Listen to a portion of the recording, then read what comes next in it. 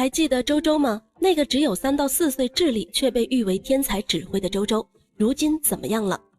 愚人节出生的周周被查出患有唐氏综合症，这个病意味着周周只有3到4岁的智力，因为是基因疾病，多了一条染色体，所以就没有治好的可能。得知儿子患病的消息，周周的母亲张慧琴痛苦地想带着孩子自杀，谁也不拖累谁。可周周的父亲胡厚培却觉得还有希望，就算再傻也是自己儿子，总归让他亲眼看看这个世界。为此，他们夫妻2人还生下一个女儿，从小就教育女儿，嘱咐她说，长大以后你一定要赡养哥哥，将他养老送终。但让胡厚培没想到的是，多年以后，一部纪录片彻底改变了周周的人生，让他名扬全世界，甚至成为肯尼迪总统妹妹的座上宾。但谎言终究被戳穿，当潮水退去，才知道究竟是谁在裸泳。周周能走上音乐指挥家的道路，跟他父亲胡厚培离不开关系。胡厚培也算得上是一个幸运的人，原本是叶家的最小的儿子，但是在4岁那年却被父亲卖给了对面胡家当儿子，因此才改姓胡。也正是因为这个原因，老胡才有机会去上学，不然根据他原生家庭的情况，根本供不起他读书。后来胡厚培还考上了武汉音乐大学，毕业后留在了武汉歌剧院下的乐团，成了大提琴演奏手。胡厚培的音乐之路为周周后来能成为天才指挥家埋下了伏笔。1978年4月1日，周周出生了，取名胡一周。那年胡厚培37岁，中年得子，得意洋洋。他觉得人生满足了，却不料祸福相依。周周快满月时被医生确诊为唐氏综合症，这就意味着周周永远只有3到4岁孩童的智力，不能上学，一辈子都离不开别人的照顾。得知这个消息，胡厚培觉得自己才37岁，就把一生的运气都用光了。老天爷跟他开了个致命的玩笑。4月1号，上帝开了一个玩笑，我们谁都不想要这样一个孩子，也没有办法。周周的母亲张慧琴知道后，感觉整个世界都崩塌了，一度失去活下去的希望，打算跟着儿子一起离开这个世界，一了百了。可再怎么样，胡厚培都狠不下心，放弃孩子他是万万做不到的，这让他体会到求生不能，求死不得的感觉。后来胡厚培想通了，就算是周周再傻，也是自己儿子，一定要为他今后的人生做打算。为此，他和妻子商量再生一个女儿，等他们夫妻2人老了之后，代替他们照顾周周。所以女儿从出生到懂事，他们就教育女儿以后要好好照顾哥哥。可怜的妹妹从小就被父母无私的爱轻易地左右了人生，可她又有什么反抗的权利呢？多年之后，夫妻2人分工明确，妻子负责带着妹妹，胡厚培负责周周，试图教她一些生活的技能。可带一个唐氏儿哪有这般容易？直到8岁，周周才会从1数到5，用了2个月的时间才学会系鞋带。胡厚培试着让他自己接触社会，可根本没有孩子愿意陪周周玩，只会拿他当傻子欺负。有一次，周周被一起玩的同龄孩子把身上的衣服扒得一干二净，周周不懂得反抗，也不知道回家，他什么都不知道。最后还是一位老大爷看到于心不忍，用报纸裹着周周送回了家。母亲张慧琴看到后再次抱着儿子嚎啕大哭。胡厚培再也不敢让周周一个人出门了，就算上班都带着儿子一起去。胡厚培上台表演，周周就在后台一个人玩。也正是这个原因，让周周慢慢地接触了音乐。某天，乐队首席小提琴演奏员看见周周，跟他开了个玩笑，问他你想不想当指挥官？周周脱口而出说想。或许是当时排练无聊，首席真的找来几个人陪周周训练。那时他们排练的曲子叫卡门，他们叫周周拿着指挥棒在旁边学着指挥官老张的动作表演完这首曲子。周周竟然有模有样的学了起来。表演完后，众人哄堂大笑，夸周周是个聪明的孩子。这样胡厚培看到了希望，他觉得周周对什么都不感兴趣，却唯独喜欢音乐，万一音乐真的能治好周周的病呢？就算治不好，或许可以让他像个正常人一样生活。抱着这一丝希望，回到家后，胡厚培用一根筷子和黑胶带专门给周周做了一根指挥棒，跟他说：“你就是一个指挥家，你要加油努力。”周周懵懂的眼神逐渐变得明亮。此后，每当街上婚庆乐队或者哪家音像店放音乐，周周都会拿着指挥棒跑去指挥。渐渐的，围观的人越来越多，有的人为周周喝彩，有的人嘲笑他是个傻子。母亲不忍心周周被人嘲笑，劝他不要去，可胡厚培却觉得没什么。他很明白，只有音乐能让周周听得进去。他在周周身上看到了希望，可惜命运没能照顾这个艰难的家庭。在周周16岁那年，张慧琴被查出患有癌症。张慧琴得知后，想带着周周一起离开这个世界的心更加坚定了。回家半路还买了2瓶敌敌畏，可是回到家一打开门，周周就从屋子里跑出来喊妈妈，还拿着爸爸做的指挥棒说要表演自己新学的曲子给妈妈看。那一刻，张慧琴心如刀割，孩子又有什么错呢？为了周周，张慧琴决定要好好活下去。做完化疗后，张慧琴突然感觉时间不够了，每天除了教给周周一些生活的技能之外，更多的时间用来攒钱。为了赚钱，每天早上出去卖早餐，下班之后又到一家诊所打工，忙起来的时候一天只吃1顿饭，这样的生活一直持续到了1997年。因为那一年，周周意外地被一个人捧上了神坛。1997年初，湖北电视台编导张以静来到武汉乐团拍纪录片，无意中发现了周周。每当音乐响起，那个少年眼中就有了神采。平时没音乐，周周的眼神都是呆滞的，这让张导产生了兴趣。当他得知周周是个唐氏儿，而那些高雅的音乐艺术家却愿意陪一个残疾儿童做梦时，他决定为周周拍摄纪录片。那一年，周周走到哪演出，张导就跟到哪拍摄，一共积攒了2100个视频素材，剪成了54分钟的纪录片。1998年5月16日，纪录片在湖南卫视播出。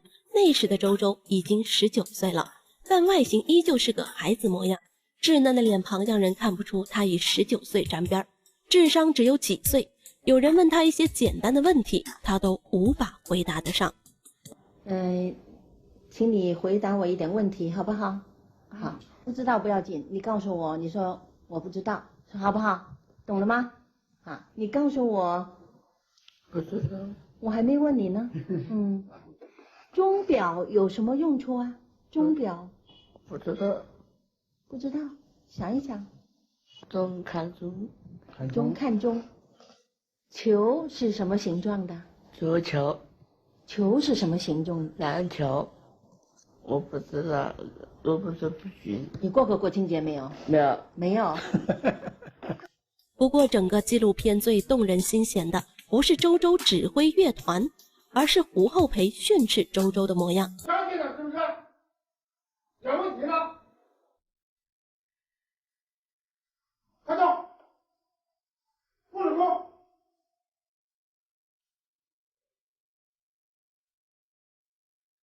洗去，说完，什么了不起的事情还哭呢？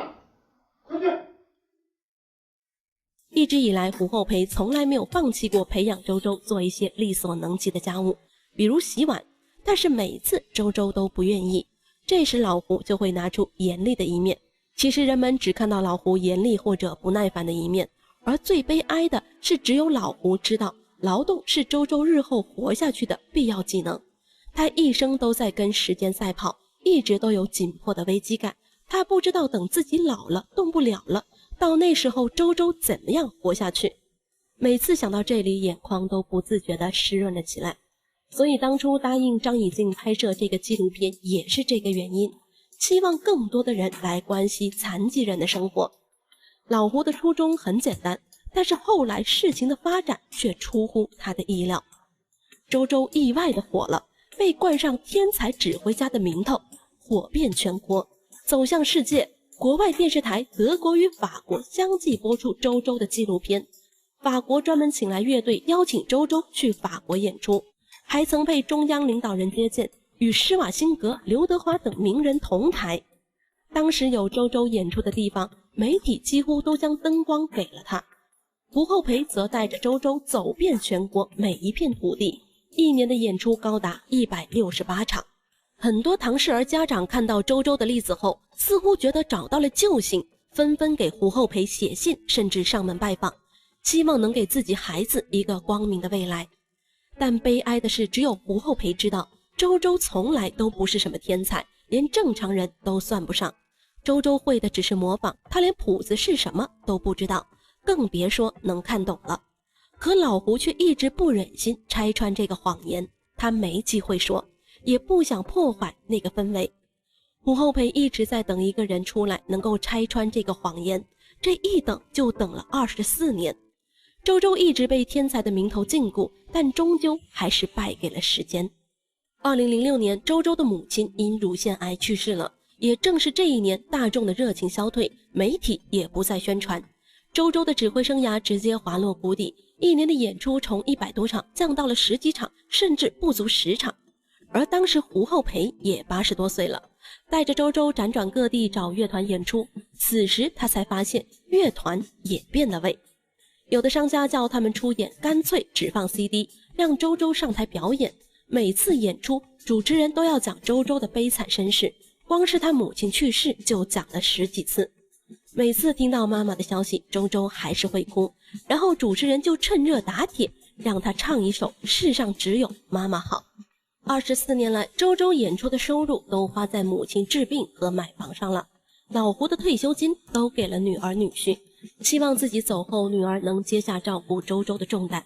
但是女儿的苦又有谁知道呢？